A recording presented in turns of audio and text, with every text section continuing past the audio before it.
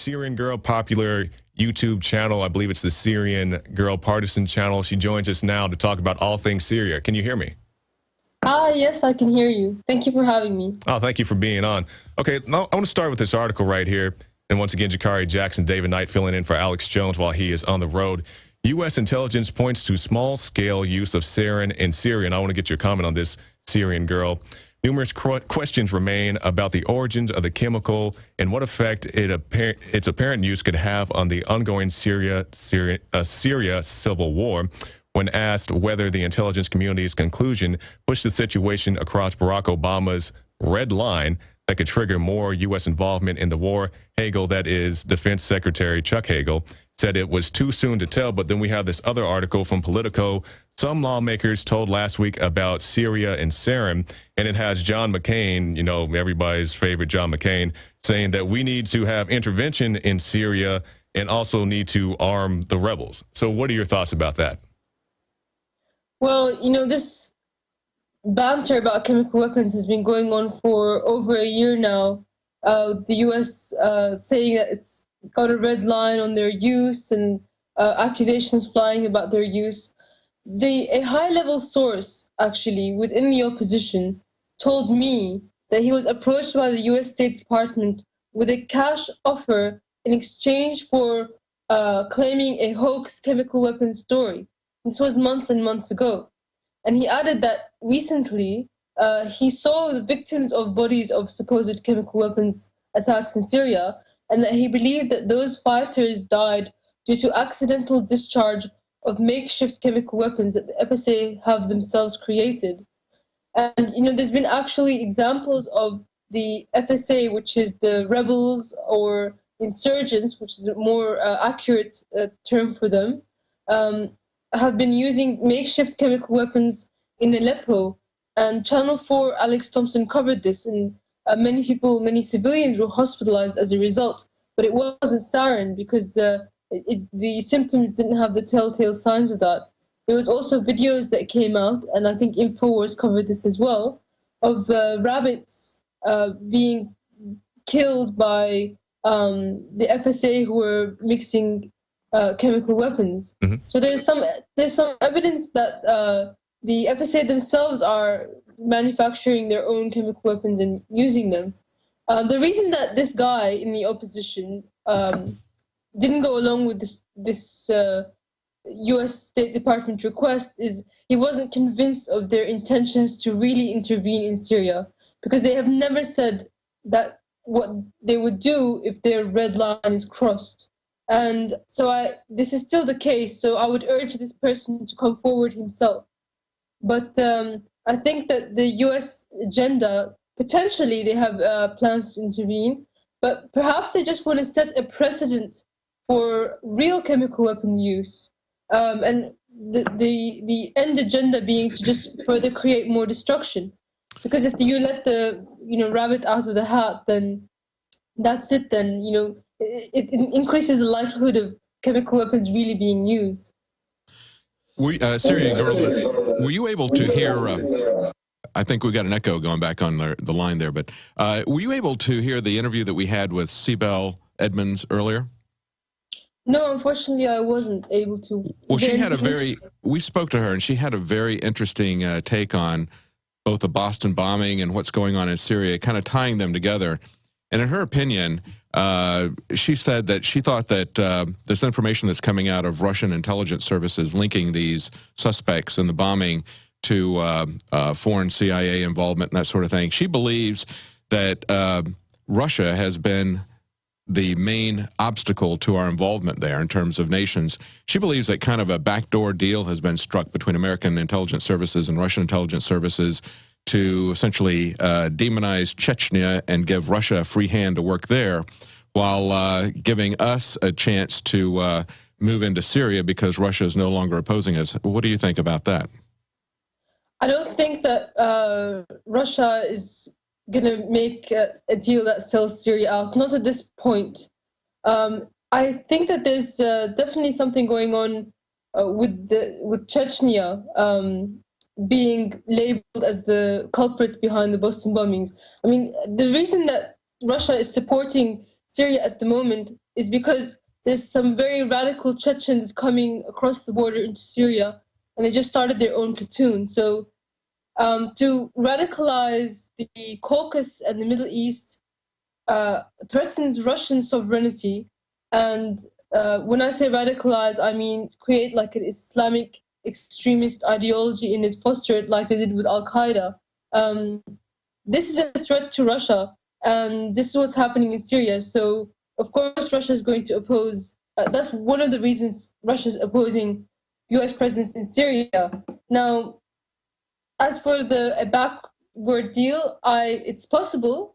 The reason she said that was because now what you're saying is that the Russia is concerned about Chechen influence in Syria is one of the reasons that they're standing against involvement there. What she was saying, and she had predicted this a week ago, was that Russia would make a major move, that they were being held back because of public opinion against them coming down too hard on Chechen rebels. And here we are in the intervening week as more and more details have come out, and as we've heard, this constant drone in the news media about Chechen Islamicists, that now Russia has been emboldened, as Sibel had predicted, and just in the last day or so has arrested 140 people associated with Chechnya in Moscow. So that was kind of tied into what she was saying, explaining the reasons why the Russians would be releasing all this information about CIA involvement with the brothers and them being used as Chechen rebels. I think with the Boston bombing, with the brothers, from the evidence I've seen, I have doubts that these guys were Islamic extremists at all. Mm-hmm. Just by the way that they dressed or the way that their Twitter feed was. It's really doubtful. And that's very important, Syrian girl. Can you elaborate on that? Why you have doubts? Well, if you look at the dress of the Al-Qaeda style of terrorism, this might be superficial, but they usually have a beard and no mustache. Mm-hmm. And that's because they follow a very specific sect of Islam called Salafism or Wahhabism. Mm-hmm. And this is the case, if it's not just a beard and no mustache, then at least a beard. And neither of the two brothers had that. And it just seems bizarre because it doesn't fit the bill of what, Exactly. Alex has pointed out that they had a very Western appearance and Western attitudes, that sort of thing. And but of course, here in America, it's very difficult for us to talk about those kind of nuances and get the American public to understand it. They don't understand the difference between Sunni and Shiite, for example. So it's when you talk about Wahhabi Islam, they don't understand that distinction either. So for the official government narrative, it works very well for them to just point out these guys were Islamicists. That's it, period. Just because of where they come from, I suppose. Mm-hmm. But yeah. For Russia making a backdoor deal with the U.S. regarding Chechnya, I don't see Russia selling Syria out. Just the position that they've taken up to this point is very hard to back down from. Mm-hmm. It won't. If anything, if they sold anything out, it wouldn't be full-blown intervention. I still have my doubts that it would come to that. So perhaps this is more to do with political pressure. This mm-hmm. claim is coming also at a time where the Syrian military has been making sweeping advances in both Damascus and Aleppo, and it could just be a sign of desperation. Mm-hmm. And in the first place, the claims are coming out of Israel, and that's not exactly a neutral party when it comes to Syria. Syria and Israel have been enemies since Israel's inception. So, and Israel stands to gain the most out of a rebel or insurgent victory in Syria, as it would drive a wedge between Syria and Iran. Mm-hmm. And Netanyahu said so himself. So it's no surprise that Israel is the one trying to push for intervention by the U.S. in Syria. Well, it certainly bears close inspection. And as we've seen before, and we've pointed out, just as we see with what we believe are domestic false flag operations, we see a drill going on at the same time, at the same place of a terrorist activity, mm-hmm. With exactly the same MO and that sort of thing. We see the government doing certain things over and over again. And one of the things that we see them do when they want to have a war is to bring up kind of bogus charges of weapons of mass destruction. Right. We've seen this done, for Iraq. We've seen it done a year ago. As you mentioned, this is a narrative that is being hyped up yet again in the last day or so, and we've already kind of covered this ground quite a bit once before, even in Syria.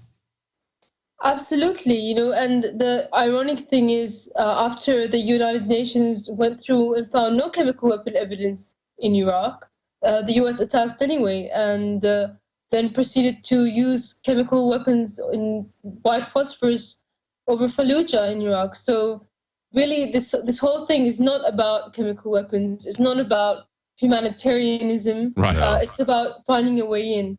Tell us a little bit about the charges last year and how that boiled down. Can you kind of recap that for our audience?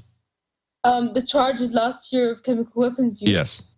Yeah. The charges, the allegations of chemical weapons use last year.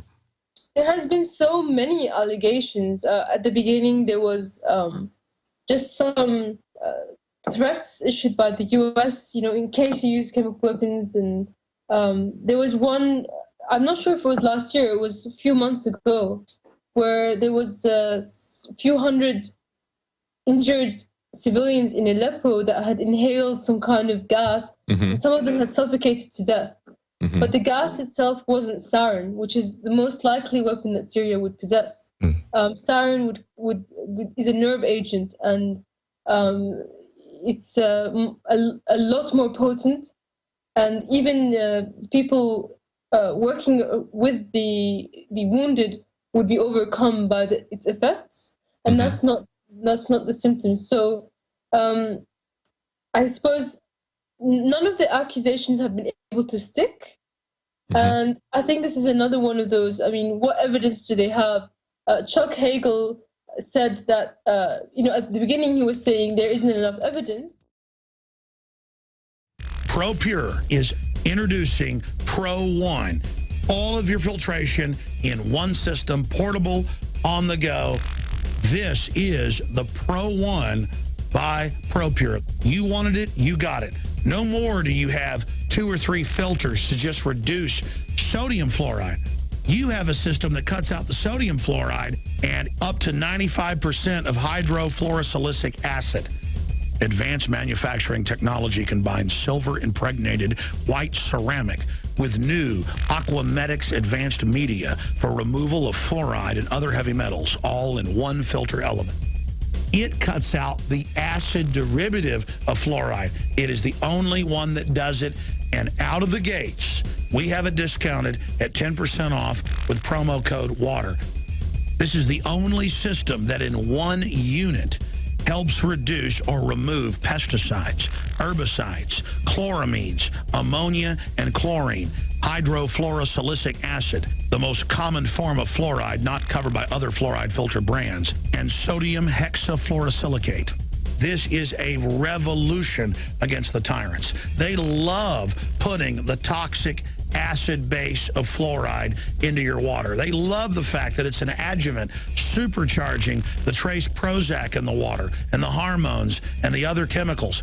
By cutting out fluoride, you cut out the turbocharger in all the poison being artificially introduced into your body.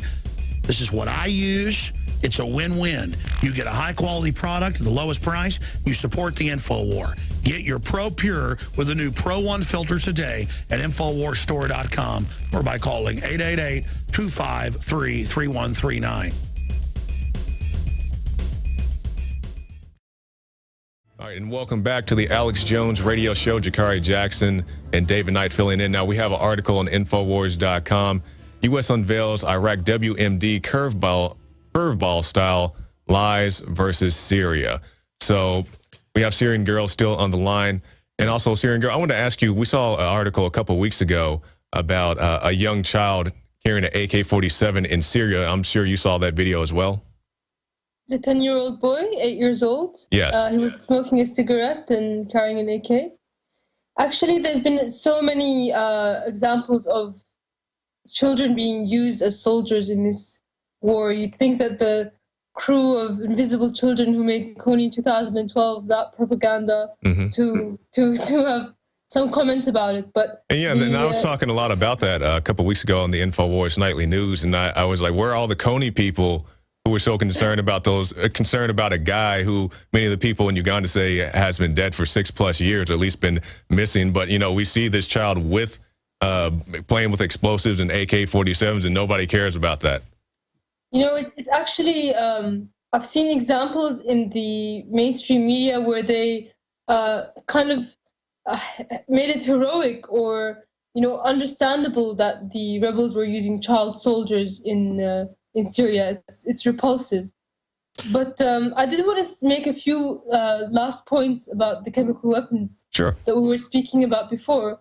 One thing is that, again, the claims are coming out of Israel in the first place, but Syria isn't signatory to the Chemical Weapons Convention. So in the media, when it's claimed that Syria is breaking international law, it's completely false. And another country that isn't signatory to the Chemical Weapons Convention is Israel. So it's ironic that this information comes out from them.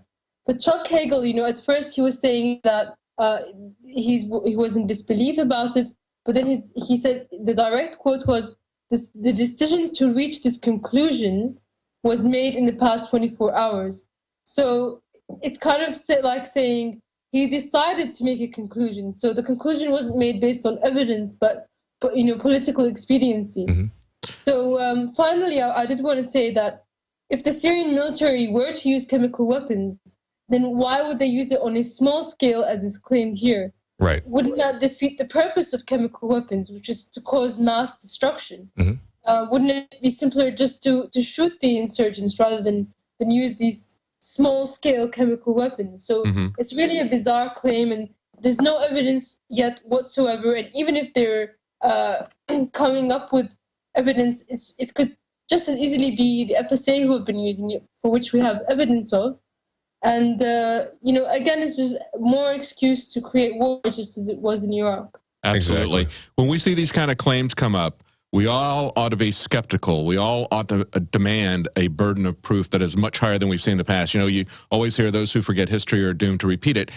That's usually said about a generational ignorance. That's about something that's happened a long time ago. This is something that we saw happen just 10 years ago. And in this article that Jakari referenced that's on Infowars.com, Curveball, let me just fill this in for people who are listening on the radio, that's the alias of the Iraqi defector who basically fabricated claims about Iraq's weapons of mass destruction.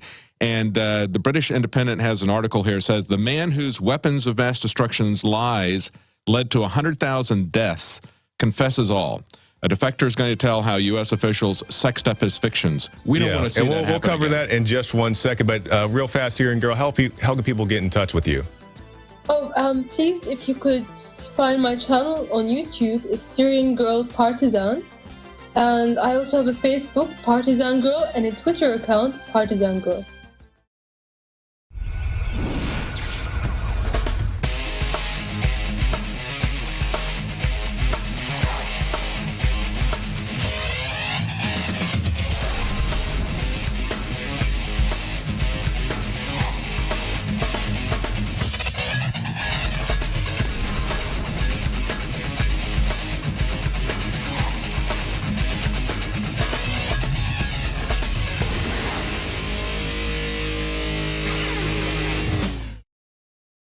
Jakari Jackson, David Knight, and also Syrian Girl sitting in for the next 5 minutes of Overdrive. And we just want to run through some news articles. And Syrian Girl, you are welcome to give your take as well. But David Knight, go ahead and finish up what you have. Also in that article that we referenced on Infowars.com, and just think about this, what just recently happened with Libya. As a report, about 3,300 bombshells that were designed to carry mustard and sarin gas chemicals were destroyed years ago by Muammar Gaddafi when he was trying to make peace with the West. But instead, we went in and we overthrew him, right? And what remains now, though, there are still 10 metric tons of mustard gas and sarin gas stockpiled in barrels located in the Libyan desert south of Tripoli. And they're worried now that those weapons are going to show up in the hands of Al-Qaeda. So here you have someone who destroyed weapons of mass destruction, but we overturned him anyway, and then even though we're that supposedly our greatest concern is weapons of mass destruction, and yet somebody who was cooperating with us on it, we went to war against them. And then we left those in place to be used by Al-Qaeda, who were our allies in overthrowing the guy who was destroying his weapons of mass destruction. This is the insanity of our foreign policy that's being run by corporations to profit from this. The military people just can't I don't know why people can't understand that we're funding these people. Yeah. I don't know. Yeah. Syrian girl, what are your thoughts? Yeah, I mean, they've been funding them since the 80s. You know, Al-Qaeda is the biggest tool in the Middle East for the U.S., and it's become blatantly obvious. I did want to make a comment about the first article where the one Iraqi spy led to the 100,000 deaths. It's funny because there was a BBC article about that said the Iraqi who fooled the world. But you know what? The world wasn't fooled.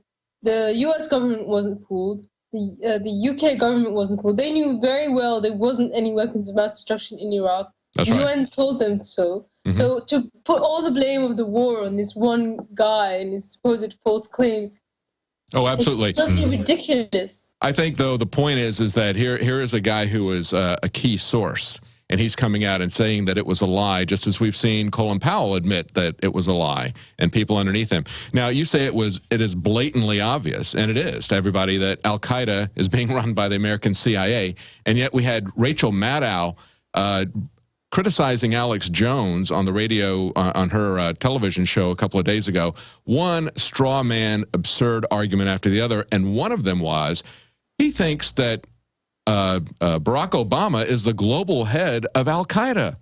Isn't he?